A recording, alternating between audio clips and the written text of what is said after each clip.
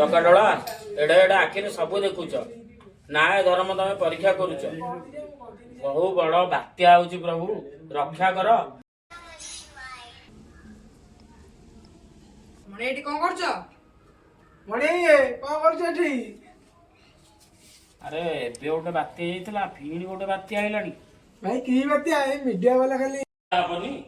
ଆରେ ମିଡିଆରେ ବା ଘନ ଘନ ଟିଭିରେ ପ୍ରଚାର କଲାଣି ବାତ୍ୟା ହବ ବୋଲି। ବାତ୍ୟା କଣ ହବନି? କିଛି କିଛି ହଉନି ବାତ୍ୟା। ଭାଇ ବାତ୍ୟା ହବ? ତୁ ଆରଥର ତ ମତେ କହୁଥିଲୁ ଏବେ ବାତ୍ୟା ହବ ବୋଲି ଡିକ୍ଲେୟାର କରିସାରିଲାଣି। ମତେ ଭାଇ ଡର ଲାଗିଲାଣି ଭାଇ ବାତ୍ୟା ଯୋଗୁ। ଆରେ ତତେ କାହିଁ ଡର ଲାଗୁଛି? ବାତ୍ୟା ହଉ, ଆମର କଣ ଅସୁବିଧା? ଆରେ କିଛି ଅସୁବିଧା ନାହିଁ। ଆମର କଣ ଅସୁବିଧା ହବ? ସରକାର ପୁରା ଏତେ ଯୋଜନା କରୁଛନ୍ତି, କିଛି ଅସୁବିଧା ହବନି। ସରକାର କଣ ଯୋଜନା କରିଛନ୍ତି? ସରକାର ପୁରା ଆମକୁ 15 ଦିନ ଆଗରୁ ସତର୍କ କରିଦେଲେ। ଆଉ କଣ ଯୋଜନା କରିଥାନ୍ତେ? ଯୋଜନା ଫୋଜନା କିଛି ନାହିଁ। ଏ ଟଙ୍କିକିଆ ଚାଉଳ ଦେଇଦେବେ କି 500 କି 1000 ଦେଇଦେବେ, ସେଇ ଯୋଜନା ସେତିକିରେ ରହିଲା। ହେଲେ ବାତ୍ୟାକୁ ଆମେମାନେ ମୁକାବିଲା କରିବା, କିଛି ଭୟ କରିବାର ନାହିଁ। କଣ ପିଲାମାନେ? କିଛି ଭୟ କରିବାର ନାହିଁ।